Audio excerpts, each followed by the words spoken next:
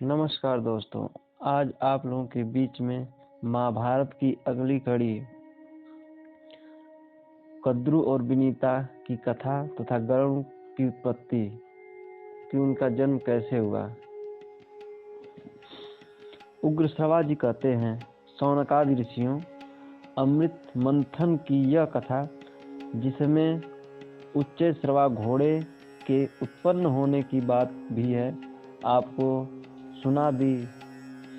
इसी उच्चैःश्रवा घोड़े को देख कर कद्रु ने विनीता से कहा, बहन जल्दी से बताओ तो यह घोड़े किस रंग का है।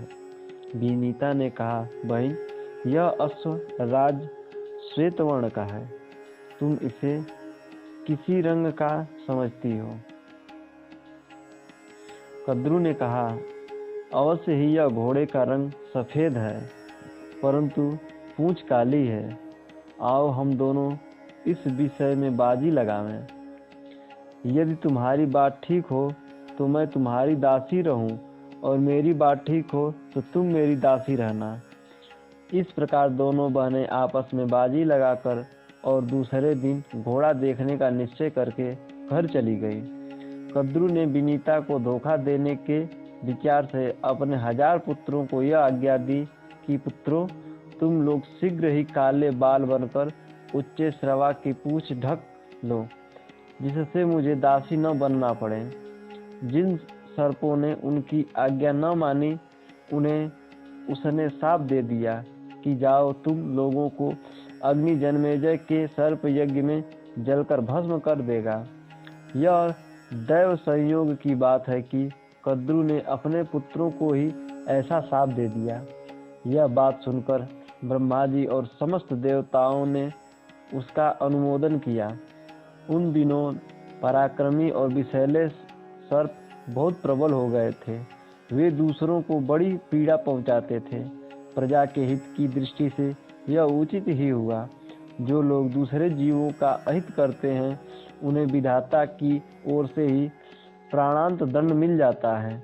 ऐसा कहकर ब्रह्मा जी ने कद्रु की प्रशंसा की। कद्रु और विनीता ने आपस में दासी बनने की बाजी लगा ली। एक दूसरे के बड़े रोष और आवेश में वह रात बिताई। दूसरे दिन प्रातः काल होते ही निकट से घोड़े को देखने के लिए दोनों चल पड़ी। सर्पों ने परस्पर विचार करके यह निश्चय किया कि हमें तो माता की आज्ञा पालन करना चाहिए। यदि उनका मनोरथ पूरा न होगा तो वह प्रेम भाव छोड़कर रोष पूर्वक हमें जला देंगी। यदि इच्छा पूरी हो जाएगी तो प्रसन्न होकर हमें अपने शाप से मुक्त कर देंगी। इसलिए चलो हम लोग घोड़े की पूंछ को काली कर दें। ऐसा निश्चय करके वे उच्चैःश्रवा की पूंछ से बाल बनकर लिपट गए, जिससे वह काली जान पड़ने लगी। इधर कद्रु और विनीता बाजी लगाकर आकाश मार्ग से समुद्र को देखते हुए दूसरे पार जाने लगी। दोनों ही घोड़े के पास पहुंचकर नीचे उतर पड़ी। उन्होंने देखा कि घोड़े का सारा शरीर तो चंद्रमा की किरणों के समान उज्जवल है, परंतु पूंछ काली है। यह देखकर विनीता उदास हो गई। कद्रु ने उसे अपना दासी बना लिया। समय पूरा होने पर महातेजस्वी गरुड़ माता की सहायता के बिना ही अंडा फोड़कर उससे बाहर निकल आए। उनके तेज से दिशाएं प्रकाशित हो गईं। उनकी शक्ति, गति, दीप्ति और वृद्धि विलक्षण थी। नेत्र बिजली के समान पीले और शरीर अग्नि के समान तेजस्वी। वे जन्मते ही आकाश में बहुत ऊपर उड़ गए। उस समय वे ऐसे जान पड़ते थे मानो दूसरा बड़ नल ही हो। देवताओं ने समझा अग्निदेव ही इस रूप में बढ़ रहे हैं। उन्होंने विश्व रूप अग्नि की शरण में जाकर प्रणाम पूर्वक कहा, अग्निदेव, आप अपना शरीर मत बढ़ाइए। क्या आप हमें भस्म कर डालना चाहते हैं?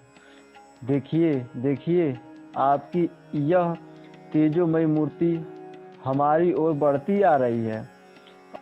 अग्नि ने कहा, देवगण, यह मेरी मूर्ति नहीं है, ये विनीता नंदन परम तेजस्वी पक्षीराज गरुड़ हैं।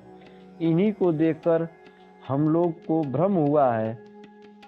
ये लोगों के नाशक, देवताओं के हितैषी और असुरों के शत्रु हैं। आप इनसे भयभीत न हो, मेरे साथ चलकर इनसे मिलें। अग्नि के साथ जाकर देवता और ऋषियों ने गरुड़ की स्तुति की। देवता और ऋषियों की स्तुति सुनकर गरुड़ जी ने कहा, मेरे भयंकर शरीर को देखकर जो लोग घबरा गए थे वे अब भयभीत न हो। मैं अपने शरीर को छोटा और तेज को कम कर लेता हूँ। सब लोग प्रसन्नता पूर्वक लौट गए।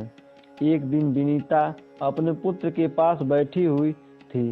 कद्रू ने उसे बुलाकर कहा, मुझे समुद्र के भीतर नागों का एक दर्शनीय स्थान देखना है, वहां तू मुझे ले चल।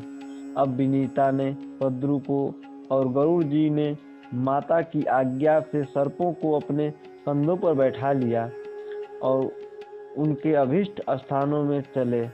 गरुड़ जी बहुत ऊपर सूर्य के निकट से चल रहे थे। तीक्ष्ण गर्मी के कारण सर्प बेहोश हो गए।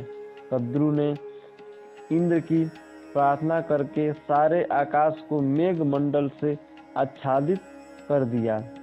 वर्षा हुई, सब सर्प सुखी हो गए।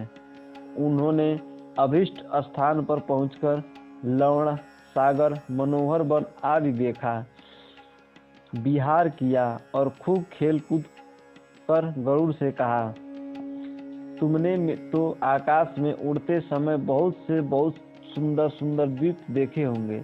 अब हमें और किसी द्वीप में ले चलो। गरुड़ कुछ चिंता में पड़ गए।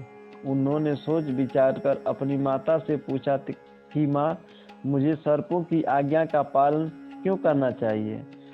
विनीता ने कहा, बेटा, इन सर्पों के छल से मैं बाजी हार गई और दुर्भाग्यवश अपनी सौत कद्रू की दासी हो गई। अपनी माता के दुख से गरुड़ भी बड़े दुखी हुए।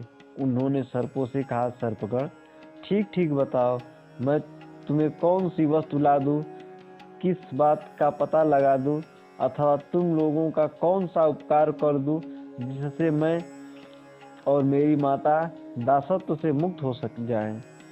सर्पों ने कहा, गरुड़, यदि तुम अपने पराक्रम से हमारे लिए अमृत ला दो तो हम तुम्हें और तुम्हारी माता को दासत्व से मुक्त कर देंगे। इसके आगे जानने के लिए चैनल को सब्सक्राइब और लाइक ज़रूर करें। हाँ, और कहानी आपको कैसी लगी कमेंट में ज़रूर बताएं।